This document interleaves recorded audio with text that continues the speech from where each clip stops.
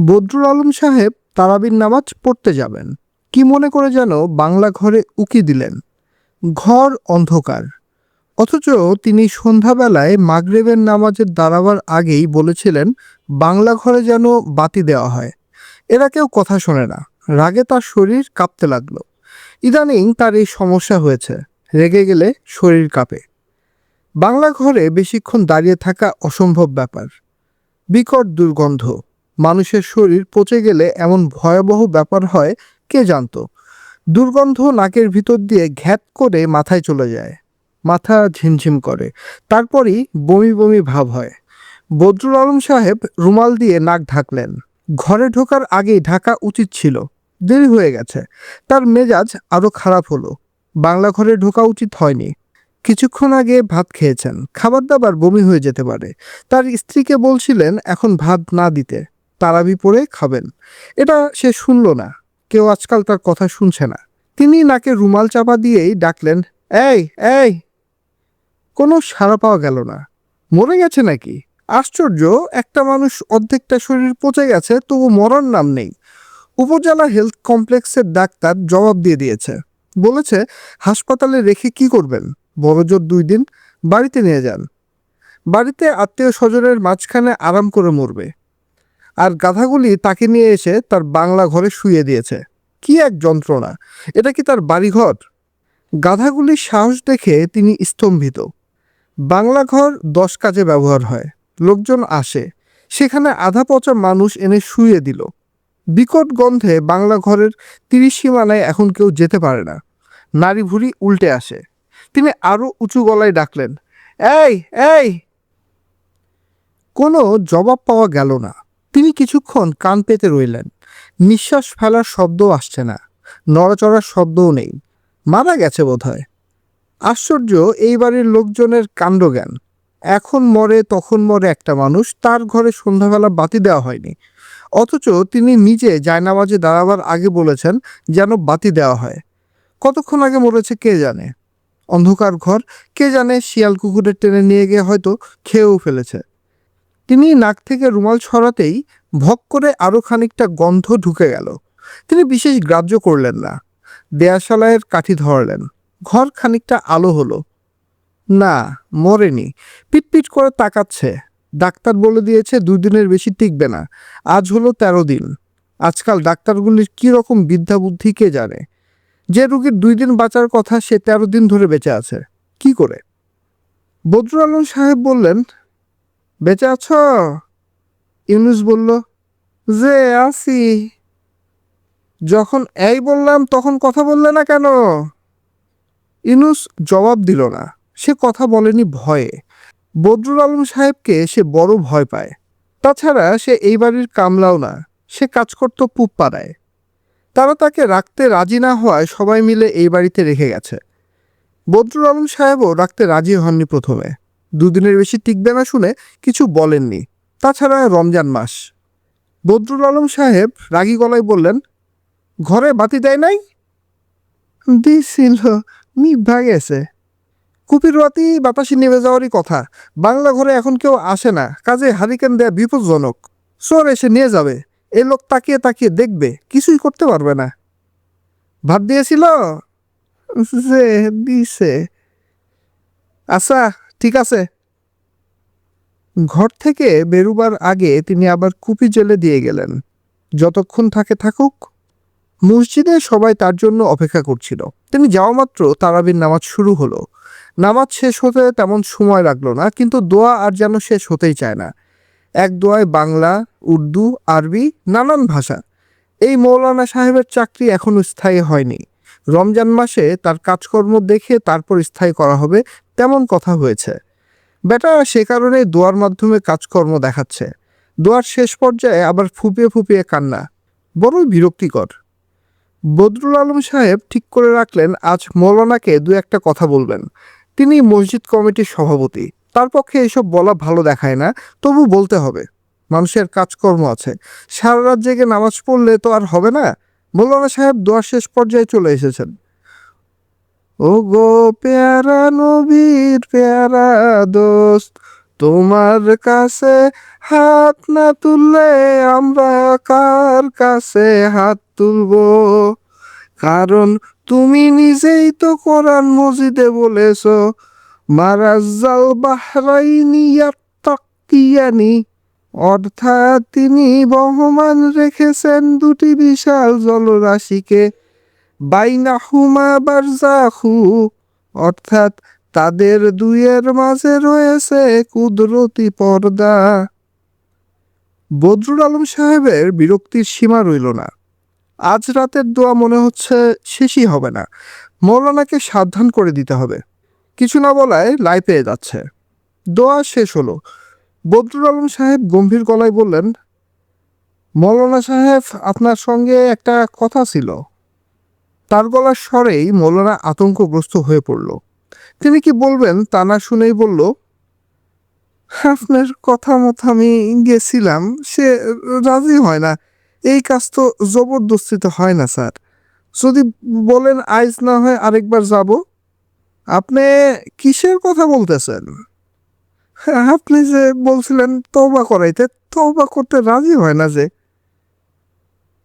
এতক্ষণ পর বদরুল আলম সাহেবের মনে পড়ল, মৌলানাকে গত সপ্তাহে বলেছিলেন যেন ইউনুসকে দিয়ে তওবা করানো হয়।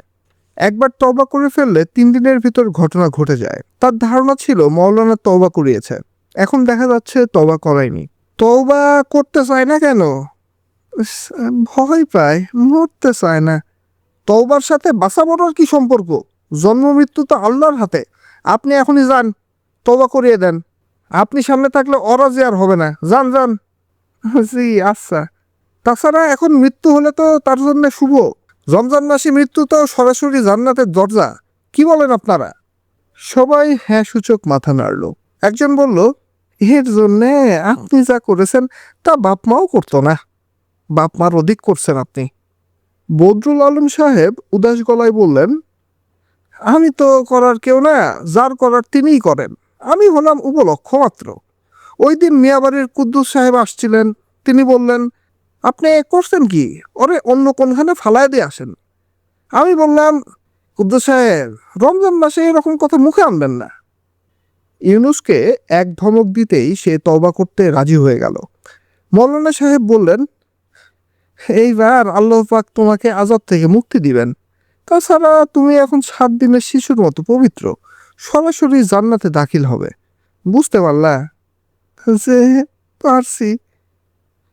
কারোর উপরে কোনো দাবি দেওয়া রাখো না, দাবি দেওয়া তুইলে নাও। যে আচ্ছা। আচ্ছা বললে তো আর হবে না। বলো, কারোর উপরে কি কোনো দাবি দেওয়া নাই তোমার? কারোর উপরে কোনো দাবি দেওয়া নাই।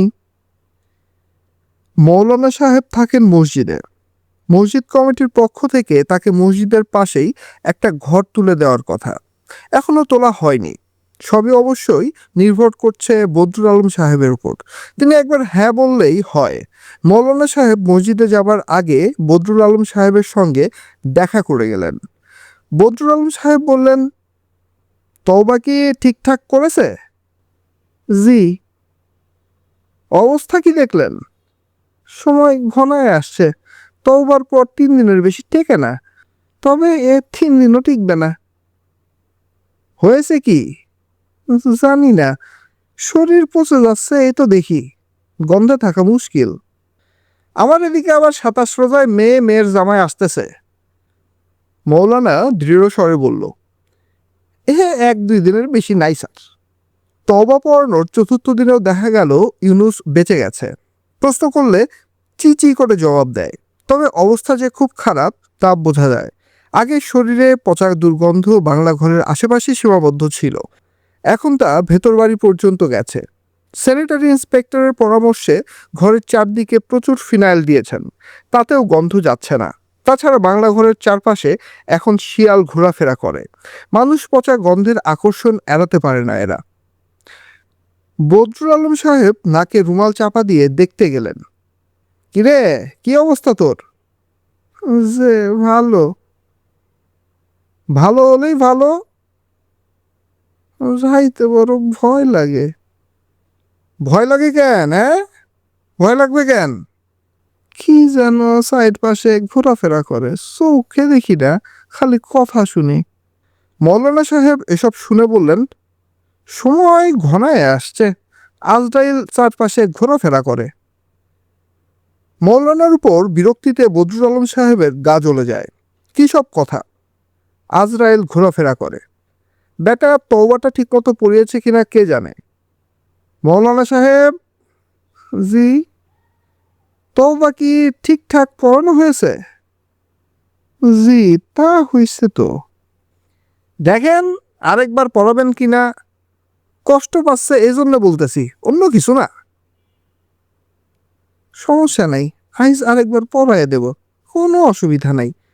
তওবা দিনের মধ্যে 2বারও পড়ানো যায়, কোনো অসুবিধা নাই।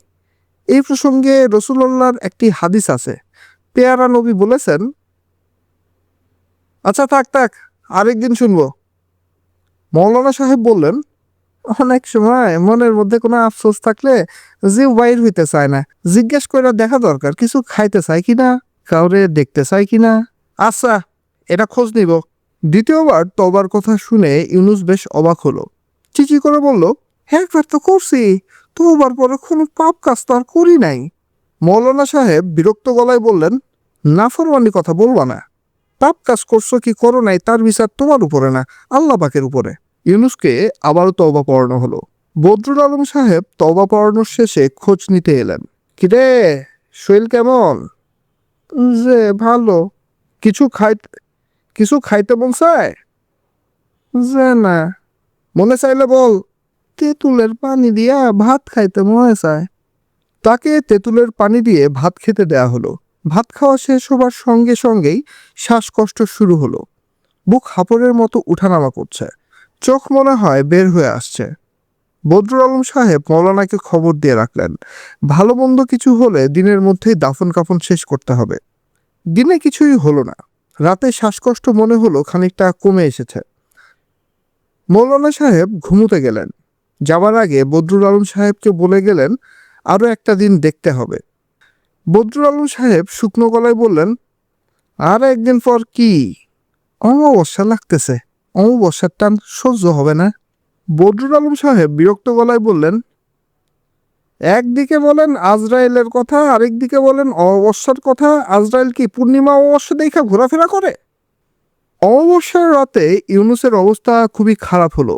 বুকের ভেতর থেকে গো গো শব্দ বেরুচ্ছে, মুখে ফেনা ভাঙছে।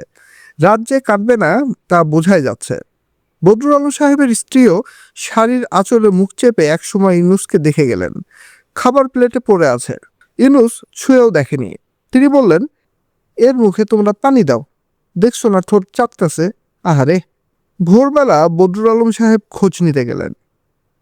কিরে, কি অবস্থা? অবস্থা কি? ইউনুস চিচি করে বলল, যে ভালো। শ্বাসকষ্ট নাই? যে না। বদরুল আলম সাহেবের মুখ গম্ভীর হয়ে গেল। ইউনুস বলল, রাইতে একটা শিয়াল ঢুকে পড়ছিল, পাও হাতে কামড় দিছে। আইজ আপনি বইলা দিবেন, হাতের কাছে যেন একটা লাঠি দেয় আর একটা হারিকেন। বদরুল আলম সাহেব কিছুই বললেন না। তার মেজাজ রোজার সময় এমনিতেই চড়া থাকে, আজ সেই মেজাজ আকাশে চড়ে গেল। তিনি ইফতারির সময় মজনুকে বলে দিলেন, ইউনুসের হাতের কাছে যেন একটি লাঠি দেওয়া হয় আর একটি হারিকেন। মজনু এ বাড়ির কামলা, তার উপর দায়িত্ব ইউনুসকে খাবার দাবার দিয়ে আসা। এই কাজটা তার খুবই না পছন্দ, কারণ ইউনুস এখন আর নিজে নিজে খেতে পারে না, খাবার মুখে তুলে দিতে হয়। ঘেন্নায় মজনুর বমি আসার উপক্রম হয়। মজনু বলল, ইউনুস হারামজাদা স্যার বিরাট বজ্জাত। বদরুল আলম সাহেব তাকালেন, কেন বজ্জাত সেটা শুনতে চান। মজনু বলল, মৌলানা সাহেব যে দুইবার তওবা করাইলেন, কোনোবারই এই হারামজাদা তওবা করে নাই।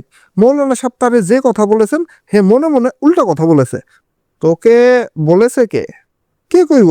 হে নিজেই বলছে, তওবা করলে জীবন শেষ, এজন্য। বলিস কি? হারামজাদা বিরাট বজ্জাত। মাগরিবের নামাজের পর বদরুল আলম সাহেব ইউনুসকে দেখতে গেলেন। ইউনুসের হাতের কাছে লাঠি, হারিকেন জ্বলছে। কিরে, তুই নাকি তওবা করস নাই? ইউনুস চুপ করে রইল। কেন করস নাই? আল্লাহর সাথে মশকরা? হারামজাদা, তুই তো বিরাট বদ। ইউনুস ক্ষীণস্বরে বলল, মরতে মন চায় না। দীর্ঘ সময় বদরুল আলম সাহেব ইউনুসের দিকে তাকিয়ে রইলেন। তার একটি পা ফুলে কোল বালিশের মতো হয়ে গেছে। এই পায়ে বোধ হয় শিয়াল কামড়েছে। ইউনুস বলল, আপনি যদি বলেন তাহলে আরেকবার ঠিক মতো তওবা করি। থাক, তার আর দরকার নাই। তোর যখন অতই বাসনের শখ, দেখি একটা চেষ্টা কইরা। চল তোর ময়মনসিং নিয়ে যাই, দেখি কি অবস্থা। ইউনুস মনে হয় কথাগুলি ঠিক বুঝতে পারলেন না। ঘোর লাগা চোখে তাকিয়ে থাকলো সে। বদরুল আলম সাহেব রাতেই মহিষের গাড়ির ব্যবস্থা করলেন। প্রথমে যেতে হবে নেত্রকোনা, নেত্রকোনা থেকে ময়মনসিং, সেখানে ডাক্তাররা জবাব দিলে নিতে হবে ঢাকা। মহিষের গাড়ি রওনা হলো রাত 8টায়। অঞ্চলের সমস্ত মানুষকে অবাক করে দিয়ে তিনিও সঙ্গে চললেন। অনেক দৌড়াদৌড়ি ছোটাছুটির ব্যাপার আছে, ছেলে ছোকরাদের উপর ভরসা করা যায় না। ইউনুস, যে ঝুলে থাক, হাল ছাড়িস না, আমি আছি। ইউনুসের চোখ দিয়ে পানি পড়ে। সে প্রাণপণে ঝুলে থাকতে চেষ্টা করে। মহিষের গাড়ি দ্রুত এগিয়ে যায়।